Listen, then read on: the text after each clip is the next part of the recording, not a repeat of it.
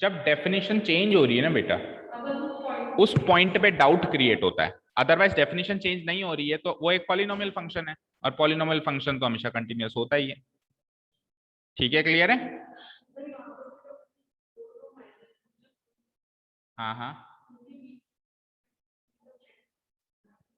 उसके बीच में तो पॉलिनोमियल फंक्शन है, कंटिन्यूअस होगा। उस पॉइंट पे और उस पॉइंट पे डिसकंटिन्यूअस हो सकता है। जैसे यहाँ पे जो हमने इंटरवल तोड़ी -1 0, माइनस इन्फिनिटी से -1 तक, तो वो क्या रहेगा, कंटिन्यूअस ही रहेगा। हाँ, इस पॉइंट पे हो सकता है डिसकंटिन्यूअस होता। और उसी तरीके से -1 से और 0 के बीच में भी वो पॉलिनोमियल फंक्शन, इसके बीच में तो वो कांस्टेंट फंक्शन था ना, इसके बीच में पॉलिनोमियल फंक्शन था ना, और इसके बीच में वापस कांस्टेंट फंक्शन बन गया था ना। Constant function everywhere continuous, polynomial function everywhere continuous, constant function everywhere continuous. Doubt कहां क्रिएट हुआ? इन दो पॉइंट पे जहां डेफिनेशन चेंज हो रही, उसको भी चेक कर लिया, वहां पर भी continuous, therefore no point of discontinue. ठीक है, क्लियर है? बात करते हैं डिफरेंशिएबिलिटी की। ओके स्टूडेंट्स, डिफरेंशिएबिलिटी का ज्योमेट्रिक मीनिंग कल भी बताया था, फिर से बताते हैं। If we are able to draw the tangent, इधर देखो स्क्रीन पे only, if we are able to draw tangent at a point, अगर एक पॉइंट पे टेंजेंट ड्रॉ कर पा रहे हो दैट मींस, और यूनिक टेंजेंट ड्रॉ कर पा रहे हो दैट मींस फंक्शन डिफरेंशिएबल है उस पॉइंट पे। डिफरेंशिएबिलिटी की बात जब हम करेंगे तो एट ए पॉइंट बात होगी, एट ए पॉइंट बात होगी कि इस पॉइंट पे ये डिफरेंशिएबल है या नहीं है। दैट मींस वो इनडायरेक्टली ये पूछ रहा है कि इसका जो ग्राफ बनेगा उस पॉइंट पे आप यूनिक टेंजेंट बना पा रहे हो कि नहीं बना पा रहे हो, वो ये पूछना चाह रहा है। उसको वो मैथमेटिकल फॉर्म में पूछ रहा है कि इस पॉइंट पे ये डिफरेंशिएबल है या नहीं है। समझ में आई बात? अब इसका ज्योमेट्रिक मीनिंग जब हमने निकाला था, फटाफट रिकॉल करो, इस तरीके से निकाला था। हमने सीखा था कि जो डिफरेंशिएबिलिटी होती है वो कुछ भी नहीं है, वो स्लोप निकालना है, एक स्ट्रेट लाइन का स्लोप निकालना है एक तरीके से। तो देखो इस तरीके से सीखा था हमने, if function F x is a differentiable function, if I double F का मतलब क्या होता है, if and only if, if and only if curve is continuous and also smooth. ये तो हो गई सबसे पहली बात कि कंटिन्यूअस हो तभी डिफरेंशिएबल होगा, और स्मूथ भी हो, क्या हो, स्मूथ भी हो, शार्प टर्न ना हो, शार्प टर्न ना हो, स्मूथ हो, स्मूथ जैसे जा रहा था वैसे एकदम से ना घूमे। ठीक है, अब बात करते हैं, अब बात करते हैं इसके ज्योमेट्रिकल मीनिंग की। देखो ध्यान से, ये ग्राफ दिखाई दे रहा है आपको, ये है मेरा कर्व, ये है मेरा, थोड़ा जूम करूं क्या,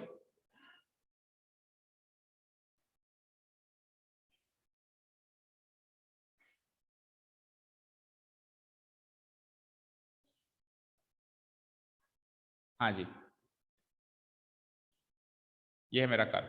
देखो ध्यान से, ये तो है मेरा कर्व, दिख रहा है, और ये कर्व मैंने पता लगाना चाहा कि इस पॉइंट पे डिफरेंशिएबल है या नहीं। इस पॉइंट पे डिफरेंशिएबिलिटी की मैं बात कर रहा हूं, तो इस पॉइंट पे डिफरेंशिएबिलिटी का मतलब पता है क्या है?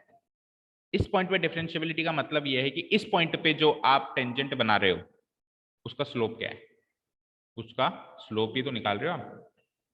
डिफरेंशिएशन क्या है, एक तरीके से स्लोप ही तो है। किसका? टेंजेंट का। किसका? उस पॉइंट पे जो टेंजेंट बन रहा है उस टेंजेंट का स्लोप निकाल रहे हो। और स्लोप निकालने का 11th में हमने तरीका सीखा था, याद करो, दो पॉइंट गिवन हो तो y2 minus y1 divided by x2 minus x1, यही स्लोप निकालने का तरीका होता है। उस लाइंस के दो पॉइंट्स निकाल लो, उस लाइन पे लाए होने वाले दो पॉइंट्स निकालो, और फिर y2 minus y1 divided by x2 minus x1। अब देखो इस पे ये टेंजेंट ड्रॉ हुआ ये टेंजेंट, ठीक है। इस पे एक पॉइंट तो यही था, मान लो ये पॉइंट ए है तो उसका y कोऑर्डिनेट एफ ऑफ ए, अगर ये पॉइंट ए है, ये पॉइंट अगर मान लो x इक्वल्स टू ए है, तो इसका y कोऑर्डिनेट क्या हो जाएगा, जो एफ ऑफ ए की वैल्यू है यहाँ पे वही इसका y कोऑर्डिनेट होगा। तो इसका y कोऑर्डिनेट क्या पुटअप कर दिया अपन ने, एफ ऑफ ए, जो भी फंक्शन की वैल्यू है उस पॉइंट, ठीक है। अब आपने एक आर्बिट्रेरी पॉइंट h सोचा जो जीरो के काफी नजदीक है, ठीक है, जीरो के बराबर ही है करीब करीब। हाँ, चुपचाप आके बैठते जाओ विदाउट एनी शोर, ठीक है। एच, हमने एक छोटा सा पॉइंट सोचा ए के आसपास का ना, तो हम जैसे ही ए के आसपास एच हमने जोड़ा, ए प्लस एच पॉइंट मिल गया हमको, तो उस ए प्लस एच पे फंक्शन की वैल्यू क्या होगी, F of a plus H. और उस ए में से छोटा सा वो पॉइंट माइनस किया तो ए माइनस एच पॉइंट मिल गया मुझे, तो ए माइनस एच पे फंक्शन की वैल्यू क्या हो जाएगी, F of A minus H. तो ये तीन पॉइंट आ गए हमारे पास। अब आपको मैं कहता हूं कि बेटा इस पे मुझे बताओ कि डिफरेंस, मोनोनी एंड अनुष्का, या तो बाहर जाओ, बातें करके आओ आराम से, इधर बैठना है बिल्कुल चुपचाप, पिन ड्रॉप साइलेंस चाहिए मुझे, ठीक है। हाँ, इस पॉइंट के लेफ्ट में आपको डेरिवेटिव चाहिए जिसको अपन कहते हैं लेफ्ट हैंड डेरिवेटिव, इस पॉइंट के राइट में आपको डेरिवेटिव चाहिए जिसको अपन कहते हैं राइट हैंड डेरिवेटिव। तो इस पॉइंट के लेफ्ट हैंड डेरिवेटिव की जब मैं बात करूंगा तो वही y2 minus y1 divided by x2 minus x1, y2 minus y1 divided by x2 minus x1। इस पॉइंट के राइट हैंड डेरिवेटिव की बात करूंगा तो कैसे बात करूंगा, y2 minus y1 divided by x2 minus x1, यानी कि at x equals to a, at x equals to a left hand derivative क्या हो जाएगा, at x equals to a left hand derivative क्या हो जाएगा, f of a y2 minus y1, y1 क्या है f of a minus h divided by x2 minus x1, x2 क्या है a minus a minus h, ये हो जाएगा आपका left hand derivative f at x equals to a पे। अब राइट हैंड डेरिवेटिव बताओ, खुद बताओ आप। अब y2 क्या बनेगा, ये y2 माइनस y1 क्या बनेगा, ये y2 मतलब बड़ा वाला, उससे बड़ा वाला वैल्यू, ठीक है, f of a divided by x2 a plus h minus a। तो ये तो हो गई आपके लेफ्ट हैंड डेरिवेटिव की वैल्यू, ये हो गई राइट हैंड डेरिवेटिव की वैल्यू। इसको थोड़ा सा और सिंप्लीफाई कर दो तो ये हो जाएगा f of a minus f of a minus h divided bye, इसको सॉल्व करोगे तो a माइनस a कट जाएगा और माइनस माइनस h क्या हो जाएगा, प्लस h। याद करो यही तो थी लेफ्ट हैंड डेरिवेटिव का फॉर्मूला, था या नहीं था। इधर इसको सॉल्व करो तो ये क्या हो जाएगा, f of a plus h minus f of a। मेरे को अगर किसी भी बच्चे की चू भी आवाज आई तो मैं बाहर निकाल दूंगा। a plus h minus h में a माइनस a कट गया, क्या आ जाएगा, वही का वही h आ जाएगा। तो आप ध्यान से देखो, यही लेफ्ट हैंड डेरिवेटिव का फॉर्मूला था हमारे पास और यही हमारे पास राइट हैंड डेरिवेटिव का फॉर्मूला था।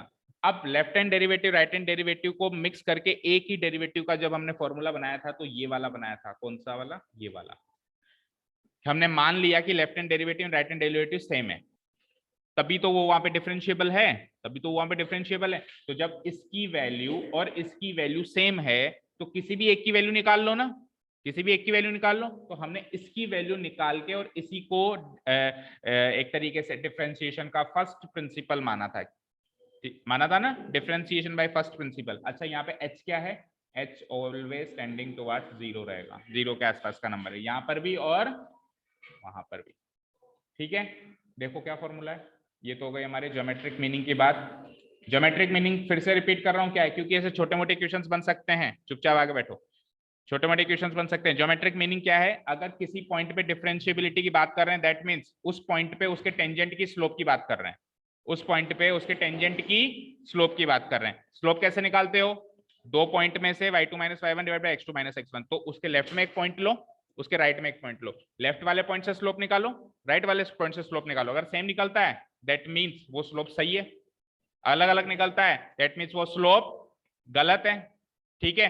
तो हमको कैसे चेक करना है, left hand derivative and right hand derivative same है या नहीं है, लेफ्ट पॉइंट से स्लोप निकालो एंड राइट पॉइंट से स्लोप निकालो, दोनों को इक्वेट करो कि वैल्यू सेम आती है या नहीं आती है, ठीक है। ये है जनरल तरीका। अब हमारे पास एमसीक्यू का पेपर आएगा तो हमको एक्चुअली क्या करना है, हमको एक्चुअली क्या करना है, ये जो अभी मैंने आपको बताया वही सब कुछ इधर लिखा हुआ है। देखो सीकेंड पीबी का स्लोप कैसे निकालोगे, ऐसे ऐसे करके निकालोगे, ये निकलेगा। सीकेंड एपी का स्लोप कैसे निकालोगे, ऐसे ऐसे करके निकालो, ये आएगा। अभी अभी करके बताया मैंने। और ये दोनों को क्या होना चाहिए, इक्वल होना चाहिए हर हाल में, ठीक है। आगे बढ़ते हैं। When we tend h towards 0, the secant PB and AP tend towards the tangent at the point A। देखो जैसे जैसे h छोटा होता जाएगा तो वो secant tangent बनती जाएगी। उस फिगर के अंदर देखो h क्या है, h यहां से लेके यहां तक एक पॉइंट, एक डिस्टेंस है एक तरीके से, यहां से लेके यहां तक। ये h जैसे ही छोटा होता जाएगा होता जाएगा होता जाएगा होता जाएगा, बिल्कुल h मान लो बिल्कुल जीरो हो गया तो ये जो सीकेंट है, ये जो सीकेंट है, ये वाली सीकेंट, ये सीकेंट ऐसे ऐसे ऐसे ऐसे होती होती और टेंजेंट बन जाएगी, बनेगी। और उधर वाली जो भी ये जो सीकेंट है, ये सीकेंट है, ध्यान से देखो यहाँ से लेके यहाँ तक एक सीकेंट है, उसमें भी अगर आप यहाँ से लेके यहाँ तक जो h डिफरेंस है, आपका डिस्टेंस है जीरो के बिल्कुल नजदीक का, उसको कम करते जाओ और बिल्कुल जीरो कर दो, उसको बिल्कुल जीरो कर दो, तो वो टेंजेंट जो है ऐसे थी ऐसे थी ऐसे ऐसे होती होती वो भी टेंजेंट बन जाएगी। तो इस पॉइंट पे यूनिक टेंजेंट हो जाएगी। इधर वाली टेंजेंट, ये सीकेंट जो टेंजेंट बनी और ये सीकेंट जो टेंजेंट बनी वो एक ही टेंजेंट बन जाएगी, एक ही टेंजेंट बन जाएगी। तो ए की तो टेंजेंट बनानी है, तभी तो पॉइंट, उस पॉइंट पे वो फंक्शन डिफरेंशिएबल माना जाएगा, यूनिक टेंजेंट बनेगी जब। ठीक है जी, यही वो बात कह रहा है कि when we tend h towards 0 the secant pb and ap tend towards the tangent at the point a, that is ये है आपका लेफ्ट हैंड डेरिवेटिव का फॉर्मूला, ये है आपका राइट हैंड डेरिवेटिव का फॉर्मूला, ये दोनों जब इक्वल होंगे तभी फंक्शन डिफरेंशिएबल माना जाएगा at that point. thus we can say that the function is differentiable at the point x equals to a only and only if its derivative at the point x equals to a is given by, नहीं, then we can say, मतलब कब कह सकते हो आप कि function x equals to a पे differentiable है, जब लेफ्ट हैंड डेरिवेटिव और राइट हैंड डेरिवेटिव सेम आ जाए। ठीक है, और सेम तो आ जाए, डिफरेंशिएबल तो है, तो उसका डेरिवेटिव क्या होगा, उसका डेरिवेटिव हम इस तरीके से शो करते हैं, वो राइट हैंड डेरिवेटिव वाला फॉर्मूला यूज करते हैं जनरली। राइट हैंड डेरिवेटिव का फॉर्मूला यही था, F of a plus H. आपके बुक में शायद एक ही जगह सी लिया हुआ है, तो कोई फर्क नहीं पड़ता, सी ले लो, आर्बिट्रेरी पॉइंट लेना है हमको, x इक्वल्स टू a ले लो, x इक्वल्स टू c ले लो, x इक्वल्स टू p ले लो, कुछ भी ले लो। हमने x इक्वल्स टू a से शुरू किया है, तो क्या फॉर्मूला बन जाता है, a plus h minus F of a divided by h, और h टेंडिंग टुवर्ड्स क्या है, 0। ये राइट हैंड डेरिवेटिव का फॉर्मूला है, उसको अपन जनरली यूज करते हैं डेरिवेटिव निकालने के लिए। Is that clear? ठीक है, अब फटाफट आओ एक्सरसाइज पे, हमको एक्चुअली करना क्या है, ये तो थी सारी थ्योरी। एक्सरसाइज नंबर क्या है, 5.2।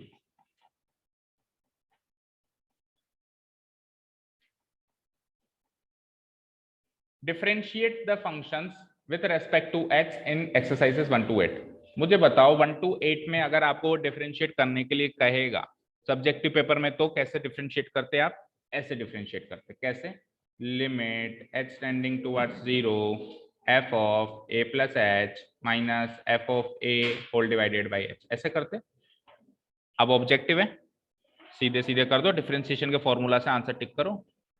उसको क्या पता, लिमिटिंग प्रोसेस से किया है, यानी कि ये फर्स्ट प्रिंसिपल है, ये फर्स्ट प्रिंसिपल से किया है, या सीधे सीधे फॉर्मूला से किया है, क्योंकि प्रैक्टिकली तो फर्स्ट प्रिंसिपल हम केवल सीखने के लिए करते हैं, आगे तो जितना भी डिफरेंशिएशन किया था सब डायरेक्ट फॉर्मूला से ही किया था ना। तो क्वेश्चन नंबर 1 to 8 में बताओ कोई भी दिक्कत होगी क्या? हालांकि इसके जो डायरेक्ट तरीके हैं वो अपन कल की क्लास में सीखेंगे, चेन रूल और इनके जो फॉर्मूलाज थे, sin x का डेरिवेटिव क्या होता है, cos x डायरेक्ट डेरिवेटिव याद करने वाली जो चीज है वो अपन कल देखेंगे, लेकिन उन्हीं तरीकों से ये क्वेश्चन सॉल्व हो जाएंगे ना, इसमें किसी में भी लिमिटिंग प्रोसेस लगाने की जरूरत नहीं है। 9th and 10th क्वेश्चन देखो, प्रूव दैट द फंक्शन, जैसे सपोज करो, चलो मैंने कहा इसका डेरिवेटिव निकालो, 2 root cot of x square. ठीक है, चेन रूल से चलेंगे, 2 तो 2 ही रहेगा, क्या है ये, root of something. Root of something का डेरिवेटिव क्या होता है, 1/2 रूट समथिंग, वही समथिंग जो अंदर बैठा हुआ है, तो 2 इंटू 1/2 रूट समथिंग क्या है, समथिंग क्या है, कॉट ऑफ एक्स स्क्वायर, यही तो है वो समथिंग। चेन रूल से रूट के अंदर गए, तो रूट के अंदर हमको मिला cot of something. Cot of something का डेरिवेटिव क्या होता है, कॉट ऑफ समथिंग का डेरिवेटिव क्या होता है, minus cosec something and cot something, यही होता है। कॉट एक्स का फॉर्मूला क्या होता है, minus cosec x and cot x, तो क्या हो जाएगा, minus cosec of something, something क्या है यहाँ पे, x square, into cot of वही समथिंग जो अंदर था x square, into chain rule से अब क्या है, एक्स का स्क्वायर, एक्स स्क्वायर का डेरिवेटिव क्या होता है 2x, इसको सॉल्व कर लेंगे तो वैसे ही आंसर आ जाएगा ना। ठीक है, 9th and 10th क्वेश्चन में क्या करोगे, prove that the function this is not differentiable at x equals to 1। अब आपसे प्रूव थोड़ा ना करवाएगा, एमसीक्यू है, क्या करवाएगा, पूछेगा, ये तो नहीं कहेगा, ये कहेगा और पूछेगा कि बताओ ये कहां डिफरेंशिएबल नहीं है, कहां डिफरेंशिएबल, कैसे पता लगाओगे, शार्प एज पे डिफरेंशिएबल नहीं होता है फंक्शन, x-1 का शार्प एज 1 पे ही आएगा, x-1 मॉडुलस x-1 का शार्प एज कहाँ आएगा, कैसे, मॉडुलस के अंदर वाली वैल्यू को 0 से इक्वेट करोगे तो x की वैल्यू 1 आई, तो 1 पे ही शार्प एज आने वाला है, तो देखो ये 1 पे ही तो डिफरेंशिएबल नहीं था। आपसे अब पूछेगा कहां पे डिफरेंशिएबल नहीं है। अच्छा इसका बताओ, अगेन प्रूव करने वाला क्वेश्चन है, prove that the greatest integer function this is not differentiable at x equals to 1 and x equals to 2। ये x इक्वल्स टू 1 पे और x इक्वल्स टू 2 पे डिफरेंशिएबल नहीं है। ठीक है, क्यों नहीं है भाई, ग्रेटेस्ट इंटीजर फंक्शन है। ग्रेटेस्ट इंटीजर फंक्शन के लिए हमने क्या सीखा था कि ग्रेटेस्ट इंटीजर फंक्शन हर इंटीग्रल वैल्यू पे डिसकंटिन्यूअस हो जाता है, हर इंटीग्रल वैल्यू पे क्या हो जाता है वो और हर इंटीग्रल वैल्यू पे वो डिसकंटिन्यूअस है, तो डिसकंटिन्यूअस है तो नॉन डिफरेंशिएबल होगा ही होगा, डिसकंटिन्यूअस है तो नॉन डिफरेंशिएबल होगा ही होगा। तो इंटरवल दे दी 0 से 3 के बीच में, तो इस 0 से 3 के बीच में दो ही तो इंटीग्रल पॉइंट आते हैं, 1 and 2। 0 और 3 के बीच में कौन कौन से इंटीग्रल पॉइंट आते हैं बताओ? 0 और 3 के बीच में ना तो 0 लेना है ना 3 लेना है, अब बीच के कौन कौन से इंटीग्रल पॉइंट है? 1 and 2, दैट्स इट। तो 1 and 2 पे वो डिसकंटिन्यूअस है, तो 1 and 2 पे डिसकंटिन्यूअस है, तो 1 and 2 पे ही तो नॉन डिफरेंशिएबल होगा। आपसे पूछेगा किस पॉइंट पे नॉन डिफरेंशिएबल है, बताना है बस। तो कहाँ नॉन डिफरेंशिएबल होता है फंक्शन? पहली चीज जहां पे वो डिसकंटिन्यूअस हो, दूसरी चीज जहां पे शार्प एज हो। पहली चीज जहां पे, जैसे इस वाले क्वेश्चन को तो कैसे सॉल्व किया? डिसकंटिन्यूटी के तरीके से सॉल्व किया, और उस वाले क्वेश्चन को कैसे सॉल्व किया? शार्प एज वाले तरीके से सॉल्व किया। मॉडुलस फंक्शन शार्प एज लेगा ही लेगा, और ग्रेटेस्ट इंटीजर फंक्शन डिसकंटिन्यूअस होगा ही होगा। लास्ट क्वेश्चन मुझे बताओ, आप बताना। F x is equals to modulus x plus two minus minus minus minus x minus 5 का मॉडुलस, ये फंक्शन कहाँ कहाँ डिफरेंशिएबल नहीं है? Find the points of non differentiability. नहीं है। एक तो -2, वेरी गुड, -2 पे नॉन डिफरेंशिएबल है क्योंकि x modulus of x plus to -2 पे शार्प एज लेगा, लेगा। एक तो -2, ठीक है, वेरी गुड। दूसरा बोलो, -5, वेरी गुड, बिल्कुल -5। एक -x -5 पे हम क्या करेंगे? इसको 0 के इक्वेट करेंगे, तो -x की वैल्यू 5 और x की वैल्यू -5। तो इन दो पॉइंट्स पे वो नॉन डिफरेंशिएबल है, बाकी हर जगह वो डिफरेंशिएबल। इजी हो गया हमारे लिए पेपर, हमसे पॉइंट्स पूछेगा, प्रूव नहीं करवाएगा। Is that clear? और अगर डेरिवेटिव पूछता है तो हम तो साधारण तरीके से डेरिवेटिव निकाल लेंगे, ऊपर में से किसी भी क्वेश्चन का डेरिवेटिव अपन लिमिटिंग प्रोसेस से नहीं निकालने वाले हैं।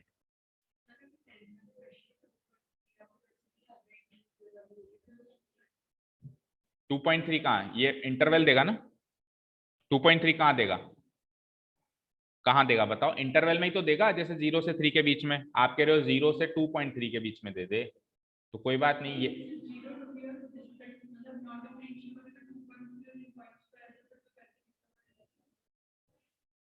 आपसे पॉइंट्स पूछेगा बेटा।